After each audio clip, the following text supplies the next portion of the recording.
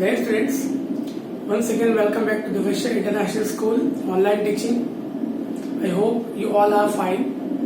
So now students, as you know, in the last lecture we have discussed some basic information about cell. So now students, today we will start with the same concept. But अगर आप यहाँ पे देखो तो मैंने board पे कुछ चीजें लिखी हुई है.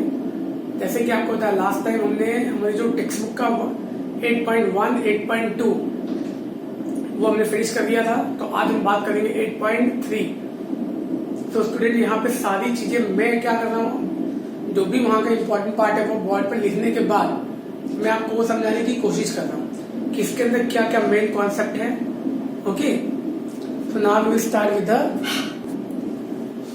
So student, see 8.3 जो टॉपिक है हमारी बुक में वो क्या, organism shows variety in cell number shape and size. तो स्टूडेंट अगर मैं आपको इस चीज का मतलब समझाऊं तो जैसे कि आपको पता है कि हमारे सराउंडिंग में जितने भी ऑर्गेनिज्म है, ओके, हमारे अर्थ पे जितने भी ऑर्गेनिज्म अवेलेबल है, all the organisms are made up of different type of cell. Okay, different shape and size of cell. Okay, तो जितने भी ऑर्गेनिजम्स अवेलेबल हैं सबका जो शेप है वो डिफरेंट है, जो साइज है वो भी अलग है.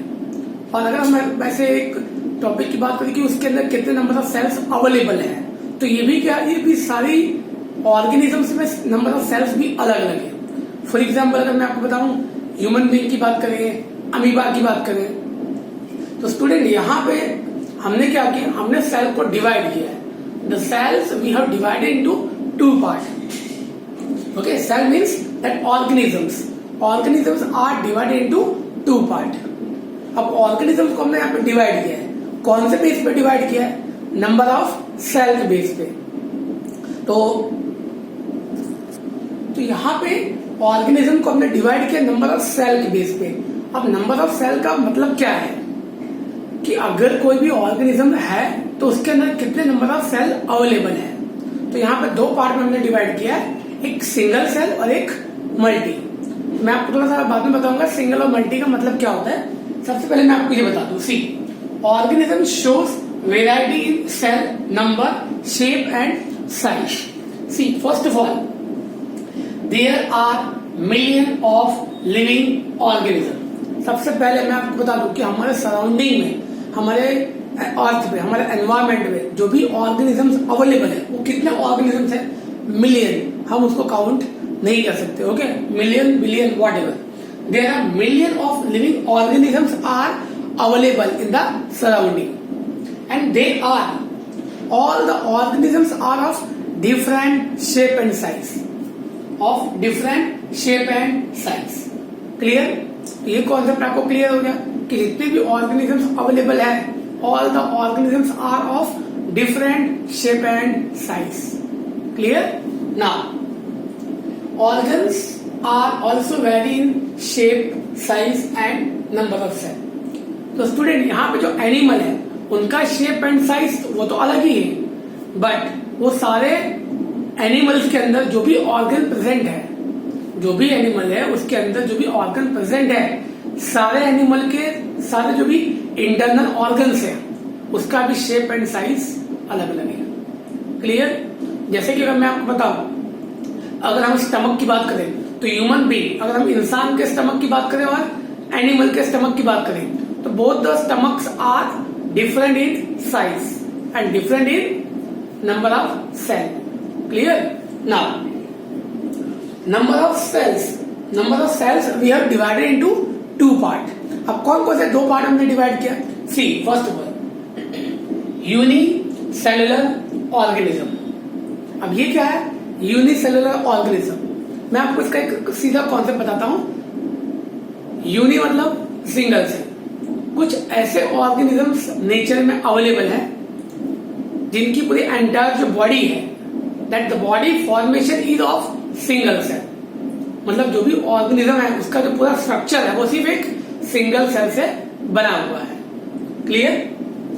और ऐसे कोई भी ऑर्गेनिजम्स जिसकी body which is made up of single cell, only single, that is called unicellular organism. Clear?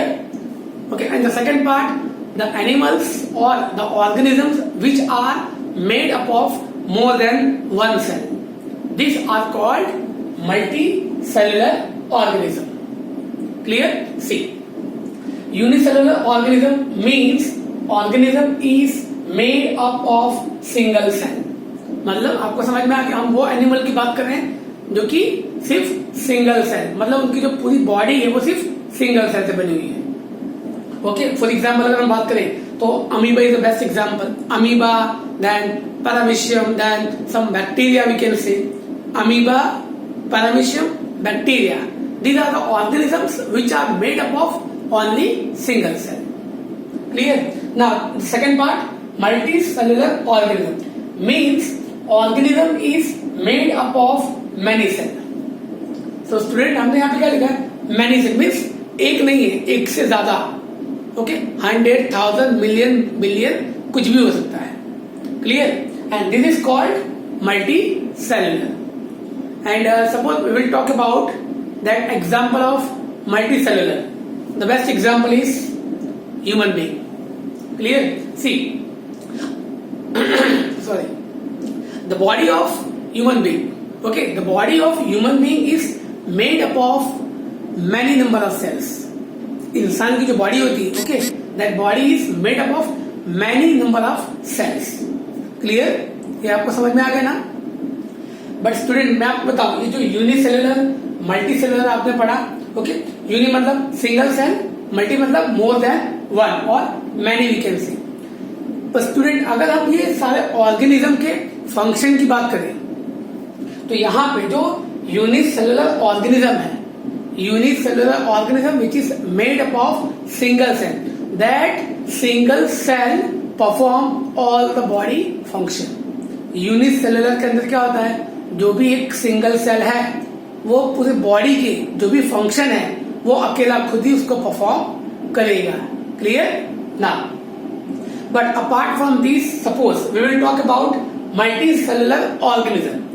सो यहाँ पे मल्टी सेलुलर ऑर्गेनिज्म के पास बहुत सारे ऑर्गन्स होते हैं, ओके, बहुत सारे सेल होते हैं, इनका फंक्शन भी अलग अलग होता है. तो जैसे कि मैं आपको बात बताऊं तो मल्टी सेलुलर की अगर हम बात करें, जैसे कि ह्यूमन बीइंग, तो human being is the best okay best example.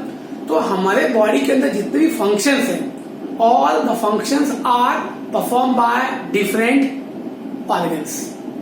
और मैंने आपको बहुत पहले चैप्टर में बता दिया था कि organ is made up of cell. Clear? जैसे कि मैं आपको एक सिंपल एग्जांपल दूं, that in our body we have different organ. For example heart. तो हार्ट का काम क्या होता है? Heart is use for pumping the blood. Heart का काम क्या होता है? हार्ट का काम है ब्लड को पूरी बॉडी में सर्कुलेट करना. तो ये एक अलग पार्ट हो गया, ओके, हार्ट का फंक्शन हो गया. सेकेंड, अगर हम किडनी की बात करें, स्टमक की बात करें, लंग्स की बात करें, तो ये सारे क्या है, डिफरेंट डिफरेंट ऑर्गन्स है. ओके, डिफरेंट डिफरेंट फंक्शन को परफॉर्म करने के लिए डिफरेंट ऑर्गन्स अवेलेबल है. क्लियर? सो आई होप यहां तक ये चीजें आपको समझ में आ गई होगी. तो उसी को हम बोलते हैं सिंगल सेल और multi cell. Single means unicellular और multi means many. Students, see now the next part is shape of cells. तो अभी तक हमने बात की थी एक बेसिक की, अब हम बात करेंगे शेप ऑफ सेल्स कि मतलब जो सेल है उसका एक प्रॉपर शेप क्या होता है. सी फर्स्ट शेप ऑफ सेल. तो अभी हम स्टूडेंट यहाँ पे बात कर रहे हैं सिर्फ यूनिसेलुलर ऑर्गेनिज्म की, हम यहाँ पे सिर्फ सिंगल सेल की बात कर रहे हैं. तो यहाँ पे आपको मैं बता दूं कि जो हमने डायग्राम ड्रॉ किया है, ये डायग्राम किसका है? अमीबा का है.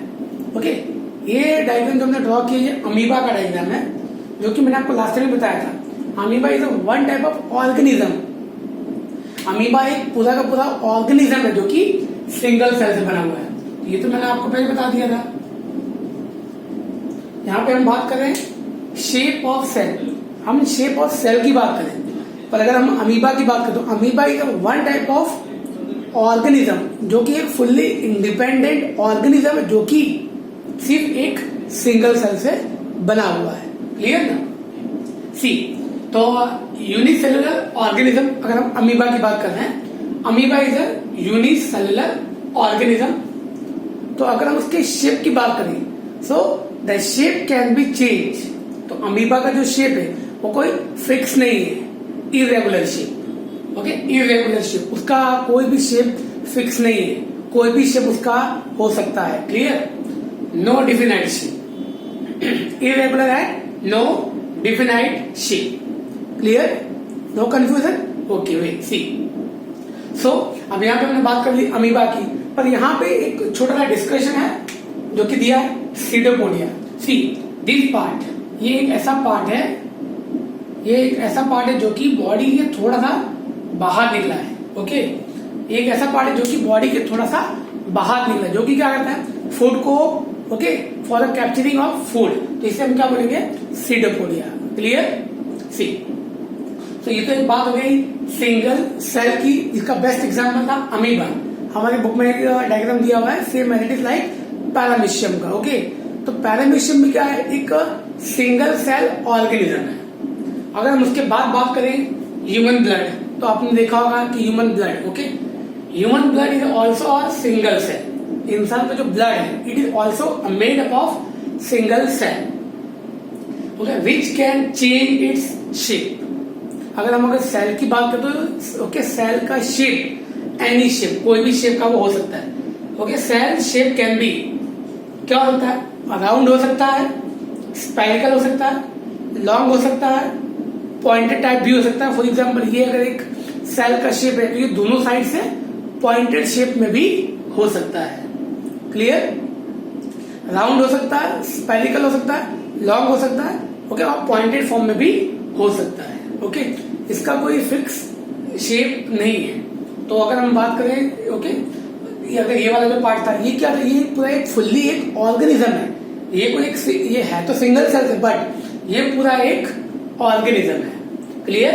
तो ये हमारी बात हो गई organism, that is amoeba, and the next part is blood. So here the part we have completed. और इसके बाद जो हम बात करेंगे वो बात करेंगे, ओके, साइज ऑफ सेल की। तो यहां पर हमने बात की शेप ऑफ सेल, अब बात करेंगे साइज ऑफ सेल की।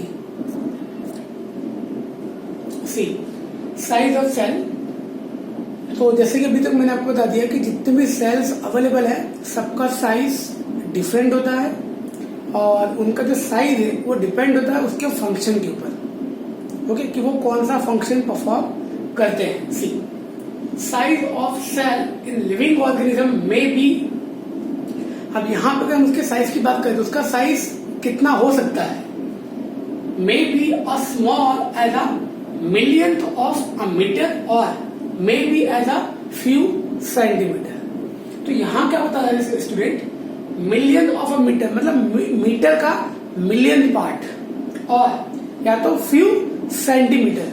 तो फ्यू सेंटीमीटर के साइज का भी सेल हो सकता है। सी these are the cells which are very small in size and most of the cells are microscopic, okay, in the size, okay, microscopic मतलब बहुत ज्यादा छोटे होते हैं, और वो जो सेल है उसका आप अगर हमें उसको देखना हो तो with the help of microscope हम उसको देख सकते हैं। क्लियर? अगर हम डायरेक्टली अपनी अगर आई से देखेंगे तो वो हमें विजिबल नहीं होगा, but with the help of microscope, okay, it can be seen. Clear ना? It can be seen with the help of microscope. तो कोई भी ऑर्गेनिज्म के सेल को देखने के लिए हम माइक्रोस्कोप का यूज कर सकते हैं। क्लियर? तो स्टूडेंट, अगर हम यहाँ पे बात करें कि जो सेल है उसका मैक्सिमम सबसे छोटा साइज क्या हो सकता है, सी, तो मिनिमम क्या हो सकता है, फ्रॉम 0.1 to 0.5 माइक्रोमीटर। स्टूडेंट, जब आप थोड़ा आगे स्टैंडर्ड में जाओगे तो वहां पे आपको समझ में आएगा what is the meaning of micrometre. Clear? See, तो 0.1 to 0.5 माइक्रोमीटर, तो ये एक सेल का साइज है कि सेल का साइज अगर हम बात करें तो वो कितना छोटा हो सकता है। Clear? Now the next part, size of cell is related to its function. तो मैंने आपको बहुत पहले बता दिया था कि जितने भी सेल है, अगर हम उसके साइज की बात करें, the size of the cell is dependent on its function, उसका जो भी फंक्शन है उसके ऊपर डिपेंडेंट है कि उसका साइज क्या हो सकता है। क्लियर? तो स्टूडेंट यहाँ पे जितने भी ऑर्गेनिजम्स अवेलेबल है हमारे सराउंडिंग में, उनकी जो भी सेल्स है सबका शेप एंड साइज अलग अलग है। क्लियर? हो सकता है कि 0.1 जो हमने बात की है सबसे स्मॉलेस्ट, 0.2, 0.4, 0.5, 0.6 किसी भी शेप एंड साइज का सेल अवेलेबल हो सकता है। तो हमने जैसे कि आपको पता लास्ट टाइम हमने बात की थी ऑस्ट्रिच का जो एग होता है it is made up of a single cell, but अगर आप उसके एग को देखोगे तो उसका जो एग होता है वो नॉर्मली थोड़ा सा लार्ज साइज में होता है। क्लियर? तो ये कुछ बेसिक पार्ट था साइज ऑफ सेल के बारे में कि अगर हम सेल के साइज की बात करें तो उसका मैक्सिमम साइज कहां तक हो सकता है। क्लियर? सो आई होप कि यहां तक साइज ऑफ सेल ये आपको समझ में आ गया होगा। सी स्टूडेंट, ये सारे जो मैंने बोर्ड में जो भी लिखा हुआ है इसको रीड आउट करने के बाद, वीडियो को देखने के बाद एक बार आपकी जो टेक्स्ट बुक है just go through your text book, एक बार टेक्स्ट बुक को ध्यान से पढ़ो तो ये सारी चीजें आपको और ज्यादा डीप में समझ में आ जाएगी। Clear student? तो इसके बाद जब हम बात करेंगे नेक्स्ट लेक्चर में तो वहां पे हम बात करेंगे हमारी टेक्स्ट बुक का शेप, इसके बाद जो नेक्स्ट पॉइंट है 8.4 okay, the structure and function of the cell. Clear? So I hope ये आपको समझ में आ गया होगा। जय स्टूडेंट्स।